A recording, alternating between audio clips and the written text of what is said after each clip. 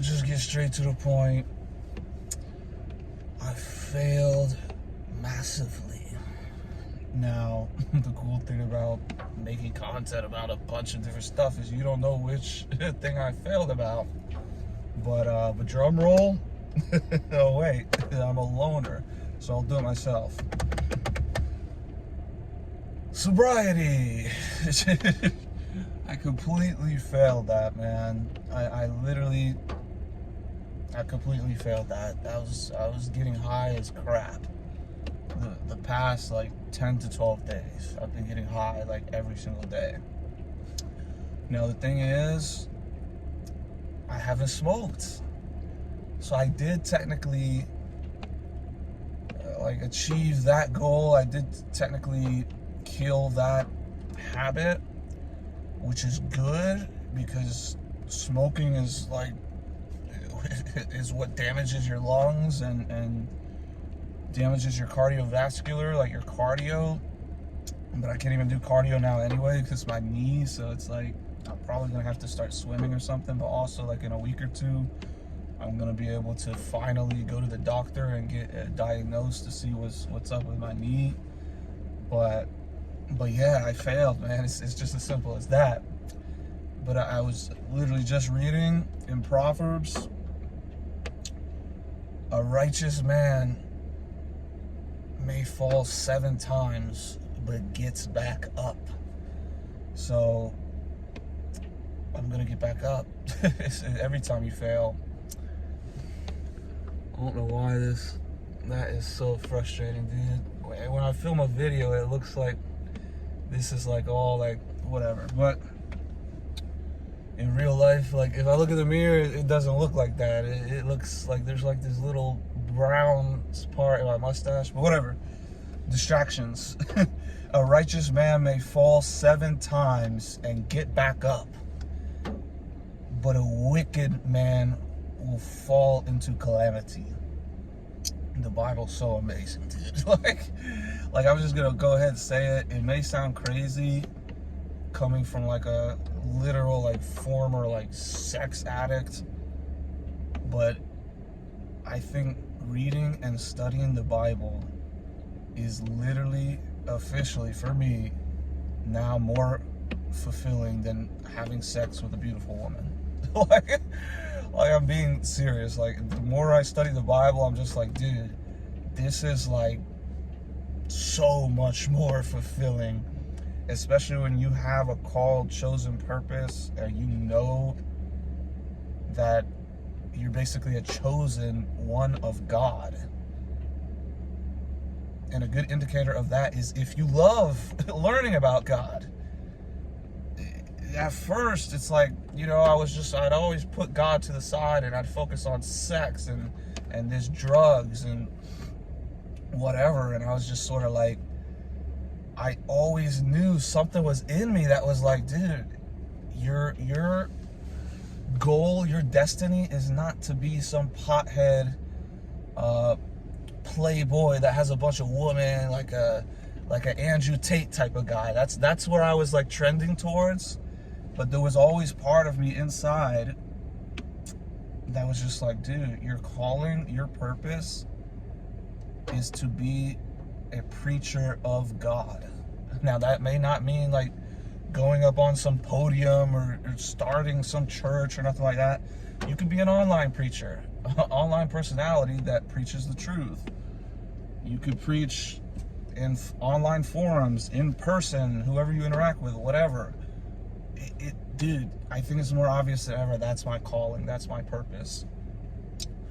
But as far as, you know, the weed, it's like a direct contradiction, because if I'm trying to follow the righteous path of Jesus, you can't be high all day. It's just not like it. Literally, I've talked about this in the other videos.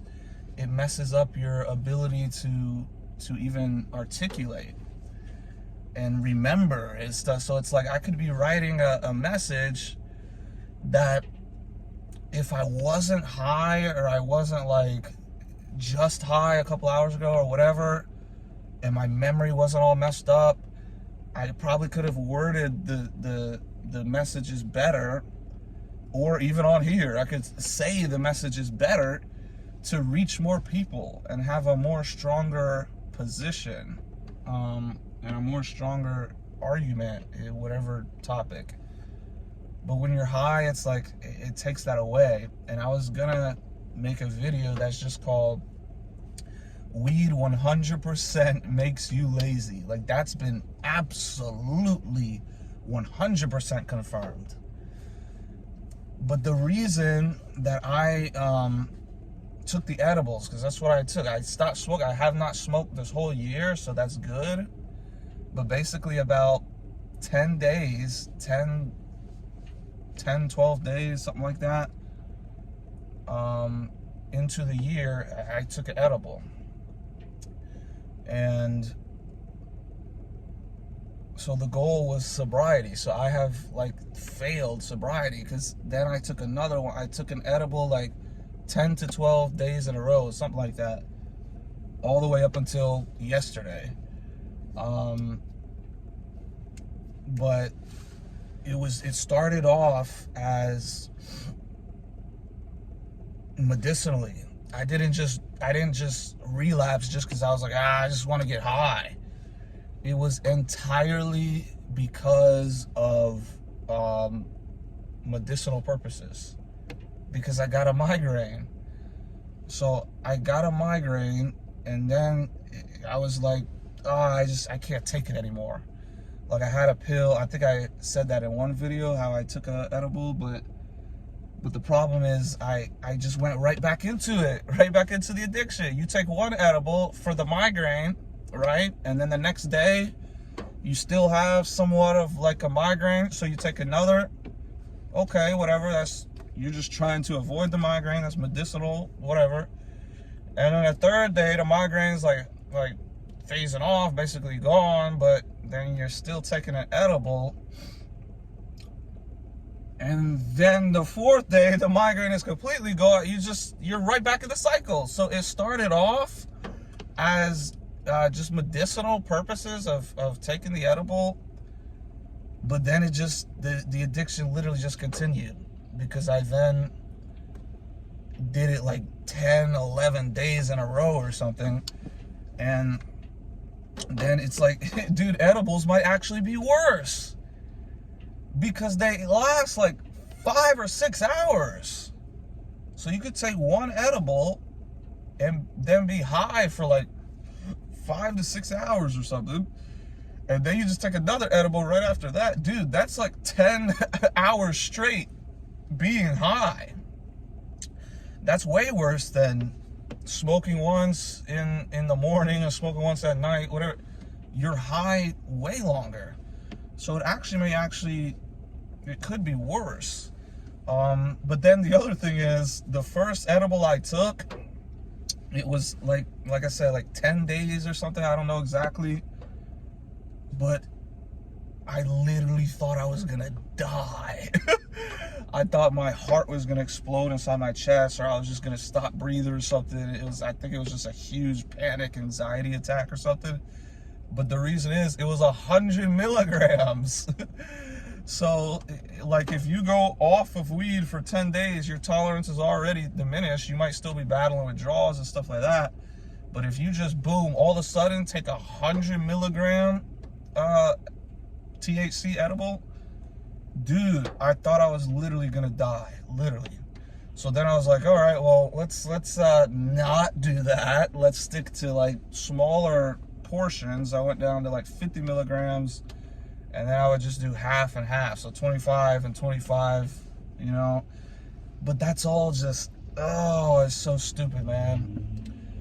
I don't want to do that anymore. But like I said, you started off medicinal, and then it ended up just being, you just continue the addiction. But as of now, you know, I have zero intentions of doing that. Like last night, I could have easily went and got another one, but I was like, I'm done with that, man. I gotta walk the righteous path. And I just discovered this new bishop, man. He's like the best role model I'm gonna do like some reaction videos on him. Dude, he's the dude I've been looking for.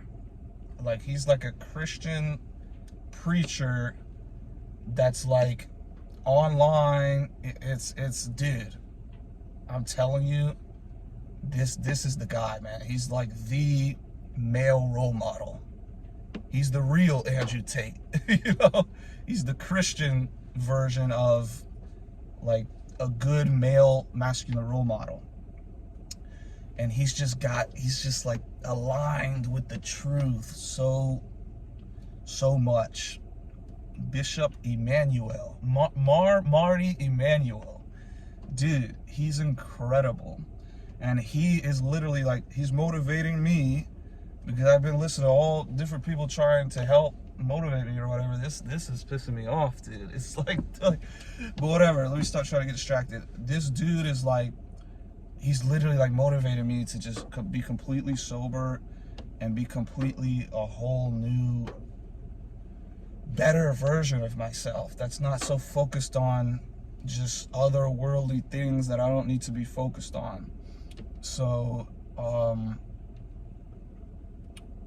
yeah, I'm gonna basically try and be sober.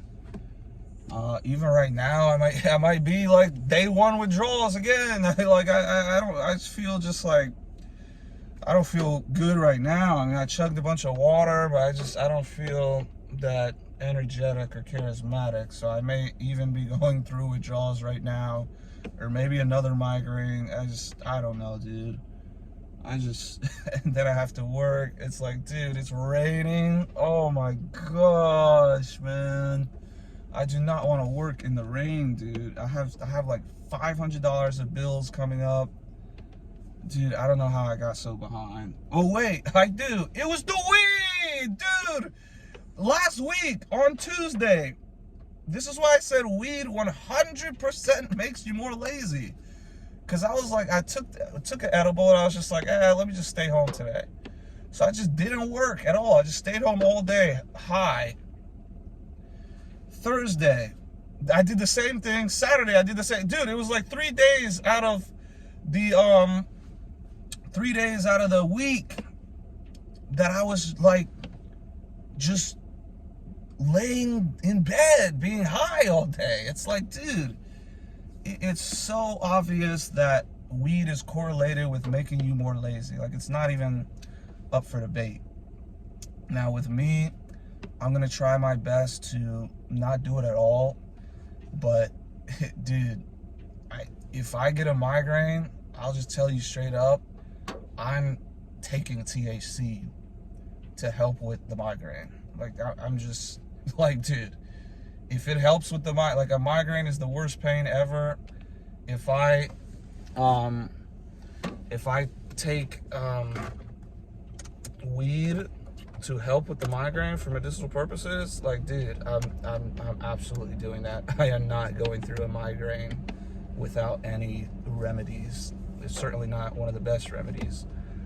But the whole like recreational use, doing it for fun, just doing it just cause, I'm not doing it. My goal now, I did achieve the goal to not smoke. I haven't smoked at all this year. But now the goal is like, maybe I was just, okay, that was level 1, now level's 2, and then you're finally set free. Maybe right now, I'm declaring in Jesus' name, I am set free from the weed addiction. And I pray to God I just never get like a migraine again or something like that. Oh, that's the other thing I wanted to address. Is I was thinking like the first couple days were the worst on withdrawals, but it has now been verified. 1 week is literally like the worst feelings you're ever gonna feel in regards to withdrawals. I mean, I was literally suicidal. And then I realized it was exactly 1 week. And then last year, when I tried to stop, it was exactly 1 week, and I literally was having like homicidal, suicidal thoughts, because it was fuel on the fire. Somebody broke into my car, stole my wallet, made a mess, stole everything. I didn't have a bathroom to crap or shower, and then I don't have a license to legally drive because of the thief, and then that thief cost me $100,000 with investing in the process because I was distracted by it. And then I was literally walking around with a machete looking to chop some thieves up. That's how psychotic I was getting. Now, obviously, it's like if that happens to you or anyone, if you lose your shower, lose your toilet, somebody breaks into your car, you lose $100,000, you're on 1 week of withdrawals, that's a recipe for disaster. Like I sent my my family group chat, like probably one of the nastiest, like psychotic messages ever. Like it's like they thought I was gonna like kill myself or kill other people or both. Like it was like I was going insane. And that was 1 week. And then another time I remember, about 1 week, you start having these crazy thoughts. And the same thing happened this time. After about 1 week, that's when I made that video being like, I don't even want to be here anymore. Because I was having extra suicidal thoughts. And it's just, you start going crazy. And then I got a migraine a couple days following that. And then that's when I was like, screw it. I just took the edible. But from here on out, I'm going to use good role models like this bishop I just discovered. I think he's one of the greatest preachers on earth. Like so far, I'm nothing but impressed. I'm literally going to do some reaction videos to him. I got to go work. I mean, it's going to be annoying, like working while it's raining, delivering food. You're going to be getting all wet.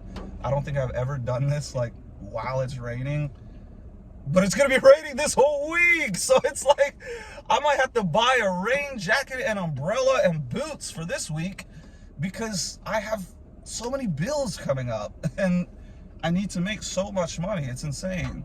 Now, obviously I could just be like, take some crypto out, but I love living below your means. Because it forces you to stay like on the grind. If I just be like, all right, let me take like a couple thousand out of crypto and just leave it in my checkings account, dude, I'd be even more prone to laziness and not working hard. I keep the pressure constantly on I always have under $500 in my checkings account. But that forces me to keep the pressure on. Like if a $300 bill gets taken out, then I'm like, oh, I only have 200 left. It just always forces me to be in that grind mode. But yeah, I definitely failed with my THC, with my sobriety. The goal was sobriety. The goal, sure, was to stop smoking, but it was also primarily to be sober. I failed the goal, but guess what? God says in the Bible, what I just read, a righteous man will fall 7 times and get back up. Let's go. I don't fall. The wicked man fall into calamity. I will not.